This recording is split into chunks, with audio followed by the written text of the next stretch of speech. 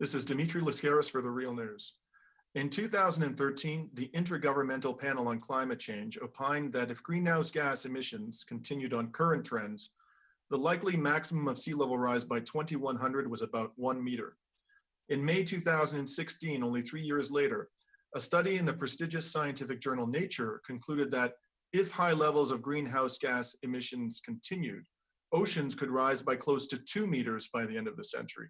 So in less than 3 years, scientists essentially doubled the IPCC's 2013 estimate of maximum sea level rise by 2100. The IPCC estimate relied on the notion that expanding ocean waters and the melting of relatively small glaciers would fuel the majority of sea level rise, rather than the massive ice sheets of Greenland and Antarctica.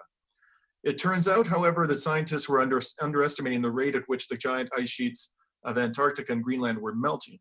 About 1 month ago, scientists increased their estimates of sea level rise even further.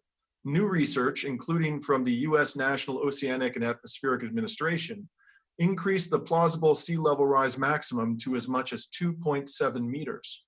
Thus, in the space of a mere 5 years, the scientific community nearly tripled its estimate of maximum sea level rise under a business as usual scenario.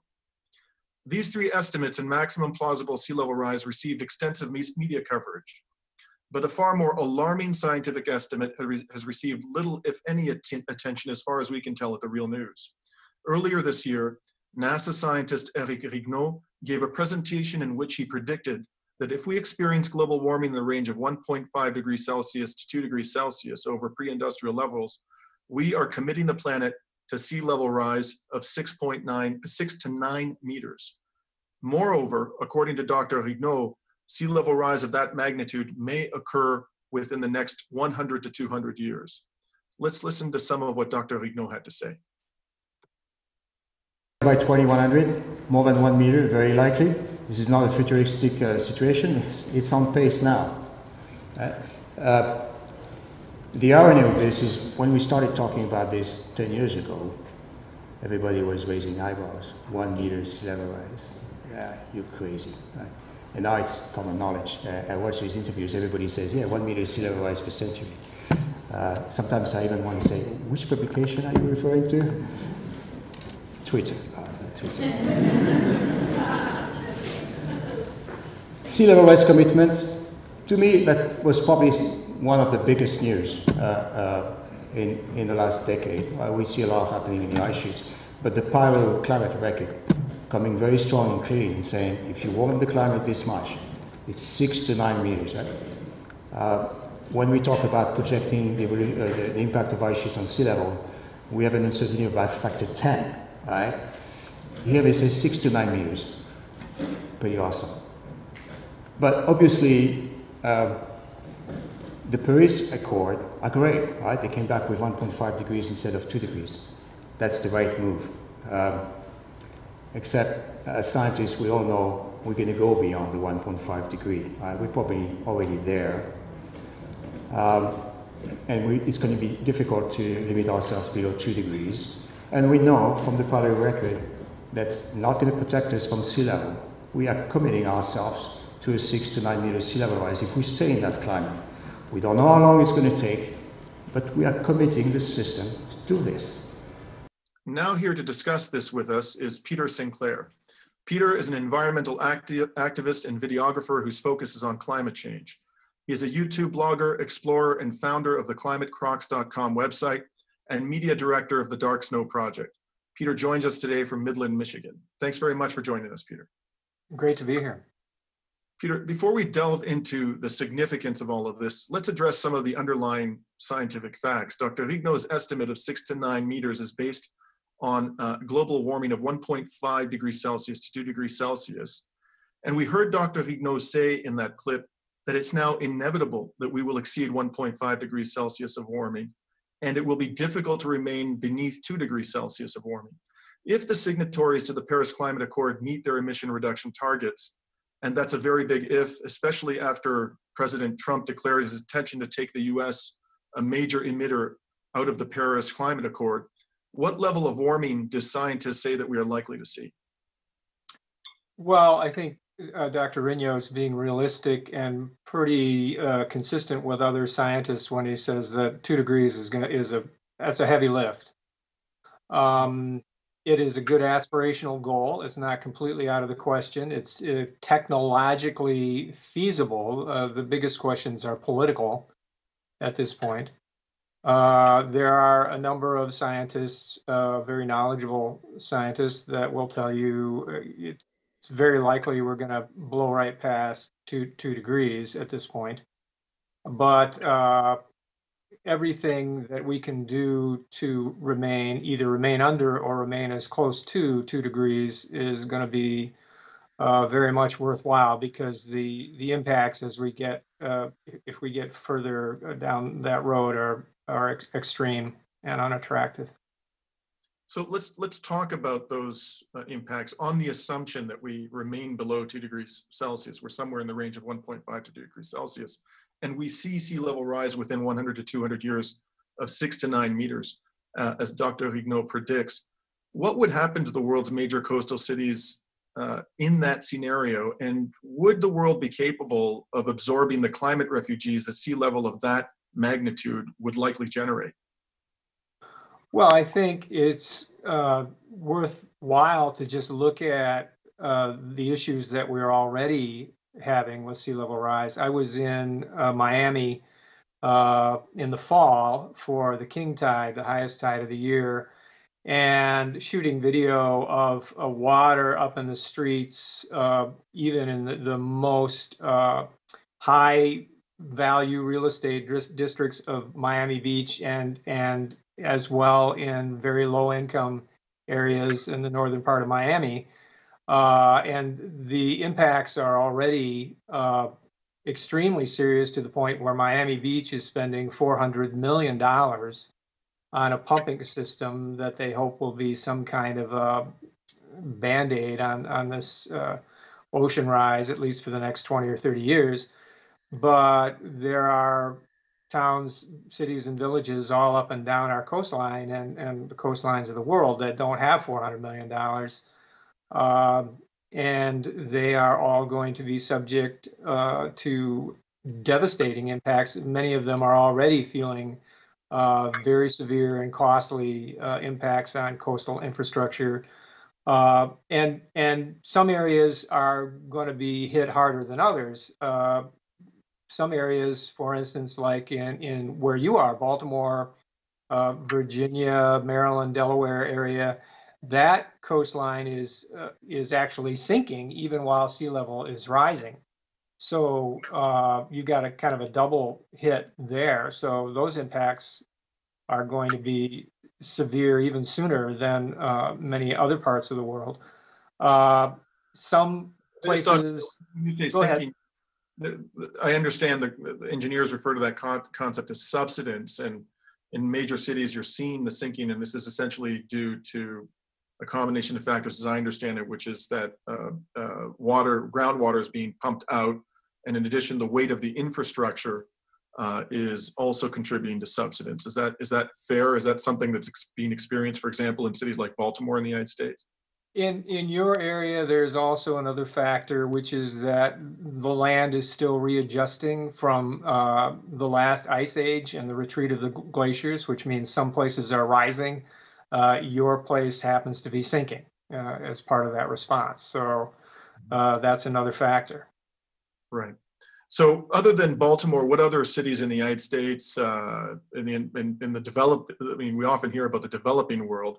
The developed world people seem to think that, there's less exposure to major sea level rise because of perhaps the ability to adapt and mitigate. But what other cities in the developed world are particularly vulnerable besides, for example, Baltimore and the urban areas around Baltimore?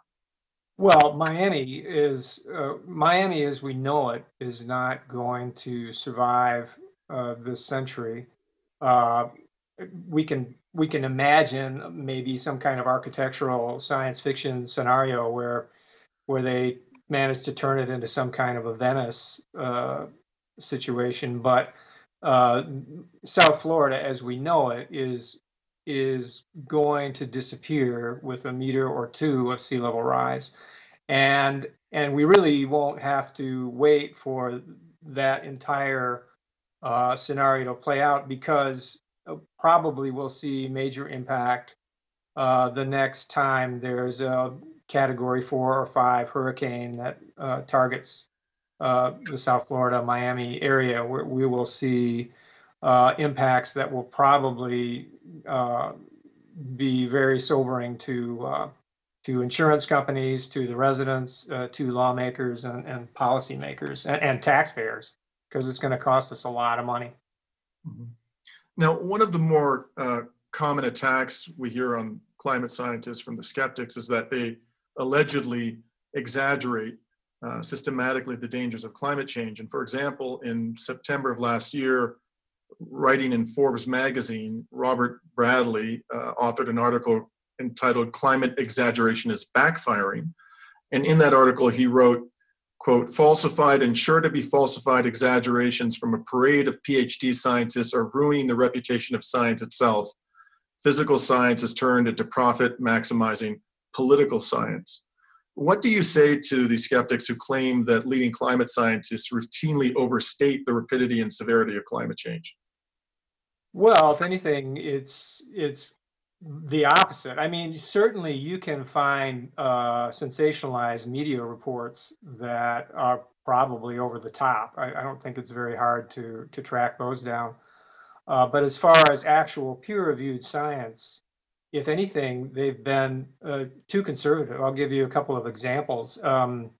In the 2001 Intergovernmental Panel on Climate Change report, if you read the summary for policymakers about Greenland and Antarctic ice sheets, the general consensus then, and this was 16 years ago, was that we probably wouldn't see very much movement in Antarctica in this century at all, and that Greenland was considered kind of a toss-up whether we would see very much change there.